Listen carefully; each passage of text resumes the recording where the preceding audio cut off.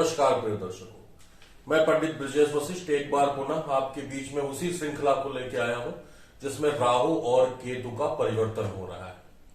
राहु और केतु का ये गोचर 12 अप्रैल 2022 को हो रहा है। राहु अभी तक वृष राशि में थे, आज वो 12 अप्रैल को वो वृष राशि से निकल के कहां चले जाएंगे, मेष राशि में चले जाएंगे।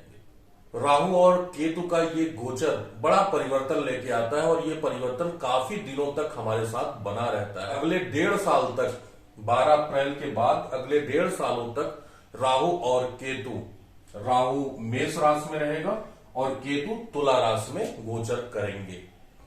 इसका हमारे जीवन पे क्या फर्क पड़ेगा, क्या इफेक्ट पड़ेगा, इस विषय में हम चर्चा करेंगे। चर्चा में बहुत ज्यादा समय न लेते हुए हम सबसे पहले बात करते हैं मेष राशि की।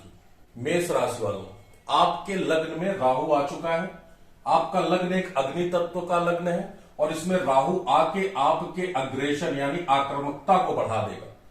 अभी तक जो धैर्य की स्थिति थी, जो पेशेंस की स्थिति आपके अंदर थी, वो पेशेंस राहु आपको धारण करने नहीं देगा और चीजों को शॉर्टकट तरीके से बहुत जल्दी आपको नेम फेम पाने के लिए प्रयासरत करा देगा। जब यहां देखेगा तो आपको शॉर्टकट तरीके से सफलता पाने की इच्छा होगी। आप सोचेंगे कितने जल्दी कुछ भी करके मैं किसी भी कंडीशन में मैं सफल हो जाऊं, उसके लिए चाहे मुझे जो भी करना हो, क्योंकि यहां बैठ के राहु जब ये दृष्टि डालेगा तो यही यहां पे वो आपके मन में इच्छा लेके आएगा।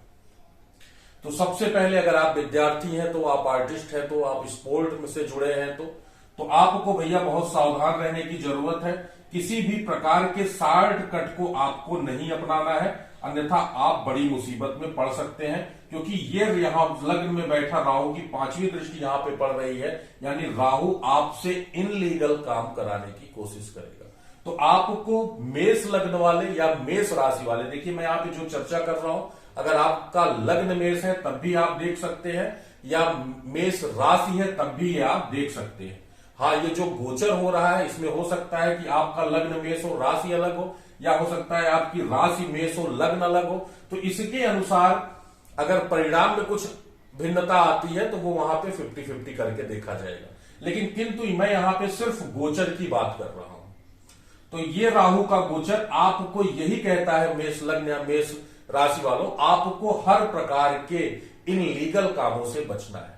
हाँ, यही राहु आपके लिए बहुत अच्छा है अगर आप विदेश से जुड़े हैं, विदेश में बिजनेस कर रहे हैं या विदेश की ख्याति पानी हो, तो ये राहु आपके लिए वरदान साबित होगा। इसी के साथ ये राहु आपको अगर डाटा के क्षेत्र में आप जुड़े हुए हैं, अगर आप पत्रकारिता माध्यम में अगर आप जुड़े हुए हैं, तो ये राहु आपको नेम फेम सब कुछ देगा। अब इस राहु की 7वीं दृष्टि कहां पड़ रही है, जहां केतु बैठा है, यानी 7th यानी लीगल पार्टनरशिप। निश्चित तौर पे यहां बैठ के राहु आपके एक्स्ट्रा अफेयर को यहां पे दर्शाता है, यानी यहां से यहां आप जब भी देखेगा तो आपके पुराने प्रेम को लाने की कोशिश करेगा। तो वहां पे सावधान होने की जरूरत है, क्योंकि राहु ऐसा संबंध बनाएगा और केतु है, अगर आप शादीशुदा है तो यहां पे शक और शंका उत्पन्न होगा और उसको लेके विवाद होगा और ये विवाद कोर्ट और कचहरी तक जा सकता है। मेष राशि वालों, आपके राहु का जो 9वीं दृष्टि जा रही है वो आपके भाग्य पे जा रही है, आपके लक पे जा रही है। राहु क्या है, ब्लास्ट है, यानी आपका दिमाग ऐसा काम करेगा, मैं किसी भी अनलीगल तरीके से, यहां पर भी आपको अनलीगल समझ में आएगा, अनलीगल तरीके से मैं किस तरह से अपने भाग्य को चमका लूं। और ये 9वां भाव आपके कुलदेवी कुलदेवता का है, ये 9वां भाव आपके पिता का है।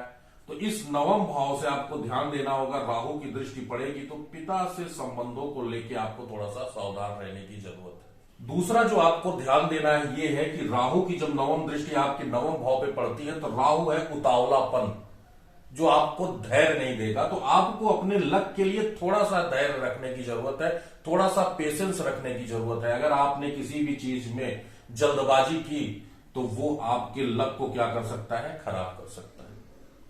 तो यहां बैठा राहु आपके भाग्य को, आपको रातों रात राजा बनाने या आपके लक को रातों रात चमकाने के लिए वो मीडिया के माध्यम से, सोशल साइट के माध्यम से या आपके पिछले कर्मों से वो चमकाने के लिए यहां पे दृष्टि डाल रहा है। मेष लग्न वाले आपके लिए सिर्फ इतना ही कहेंगे कि अगर राहु आपके लग्न में विद्यमान है तो ये आपके सर पे हावी मत होने दीजिएगा। धैर्य रख के आप सारा काम करेंगे तो ये सारी चीजें आपके लिए लाभदायक है। बिजनेस के साथ केतु की दृष्टि अगर देखी जाए तो केतु 1, 2, 3, 4, 5 यानी आपके बिजनेस में प्रॉब्लम लेके आएगा। बिजनेस में प्रॉब्लम क्या होगा? बिजनेस में प्रॉब्लम तभी होगी जब आप अपनी गुप्त बातों को किसी से शेयर कर देंगे या आप अपने नौकरों पर ध्यान नहीं देंगे, क्योंकि यहां बैठा केतु वो एक चूहा है जो आपके घर में बैठकर वो आपकी संपत्ति को कुतर कुतर के खा जाता है। ये केतु दीमक है, यानी आपके नौकर आपको धोखा दे सकते हैं, जिससे आपको बड़ा धोखा मिल सकता है। आपको लगेगा कि मेरे पास सब कुछ है और अंततः आपके साथ आपका नौकर क्या कर देगा? वो चीट कर जाएगा। यहां पे आपको सावधान होने की जरूरत है। इन लीगल रिश्तों से सावधान रहने की जरूरत है।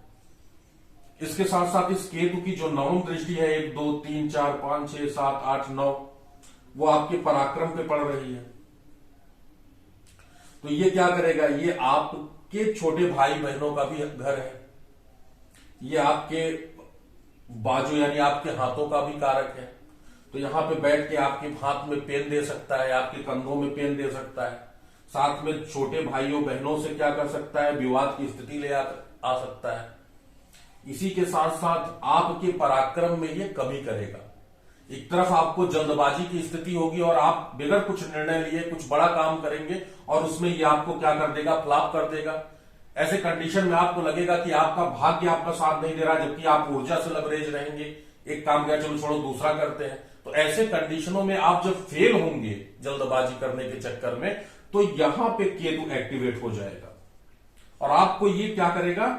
ये आपके पराक्रम को कमजोर करने की कोशिश करेगा, आपको डिमोलाइज करने की कोशिश करेगा कि आपसे कुछ नहीं होगा, आपका भाग्य ही खराब है। ओवरऑल मैं मेष राशि मेष लग्न वालों के लिए यही कहना चाहूंगा कि राहु का ये गोचर आपके लिए लाभदायक तभी होगा जब आप पेशेंस रखेंगे, आपके अंदर धैर्य होगा। साथ में आपके अंदर आपकी कुछ प्राइवेट चीजें होंगी जिसे आपको छुपा के रखना है। इन लीगल रिश्तों में आपको बहुत ज्यादा नहीं पड़ना है, अन्यथा वो भी प्रॉब्लम क्रिएट करेंगे। और कुल देवी कुल देवता का हमेशा आशीर्वाद लेके चलना है, आपको लाभ ही लाभ मिलेगा। इसी के साथ मेष राशि वालों के लिए यह है कि अगर आप विद्यार्थी हैं तो आपको शिक्षा या कंपटीशन को लेके एक अज्ञात भय भी सताता रहेगा। अगर आप व्यापारी हैं तो आपको भी एक अज्ञात भय ये सताता रहेगा कि मैं इसको करने जा रहा हूं, ये लाभ मिलेगा या मैं हानि में हो जाऊंगा। तो यही कहना चाहूंगा, किसी भी बड़े डिसीजन को लेने से पहले खूब अच्छे से धैर्य से आप सोचिएगा और फिर डिसीजन करिएगा।